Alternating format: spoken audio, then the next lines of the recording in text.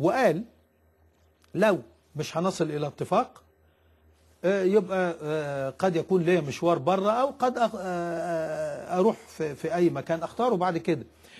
ولما سئل طب امتى تجدد، قال انا مش عايز اجدد الا وانا واقف على رجلي، مش عايز حد يجاملني، عايز اما اتكلم انا محتاج لاحمد حسن، واحمد حسن عايز يجدد.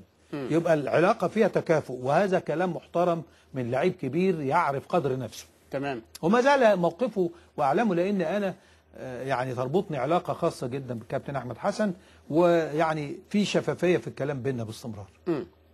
فلا جديد في هذا الامر حتى لو قعد مع اي حد، لكن هذا هيكون موقفه. نمره 2، تعال بقى نبص لها، انا بصص لها من زاويه ثانيه خالص. في الوقت الذي يعتبر الكابتن ابراهيم والكابتن حسام ان هذا الكلام لا، وبنقول لكم ولسه، وفي نجوم تانية من الاهلي، وعندما ذهب حسين ياسر محمدي ده احنا ضحكنا على الاهلي وعملنا وسوينا، هذا بيقولوه من باب ان احنا ناس من حقنا لما نلاقي لعيب كويس ونعرف ناخده بالاتفاق وبالحيله وبكل حاجه. أيوة. وكلام ما فيش فيه مشكله. بس لازم يعطوا غيرهم هذا الحق. بالظبط. ما ينفعش كل ما لعيب بيحصل له مشكله يتقال اصل الاهلي هو اللي بيحاول يجري وراه، اصل الاهلي.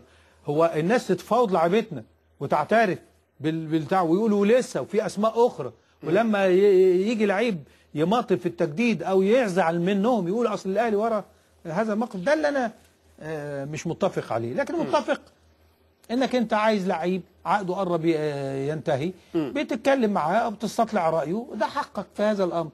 زود عليها حته صغيره بس، انك تختار ناديه او تختار مسؤول ناديه. خلي بالك هو مش هيجدد، او هو يجي يقول انا مش هجدد لان انا يعني سيبوني افكر في اتجاه اخر. هذا هو ما تقوله اللوائح. ف يعني خلي الحلال على الكل والحرام على الكل.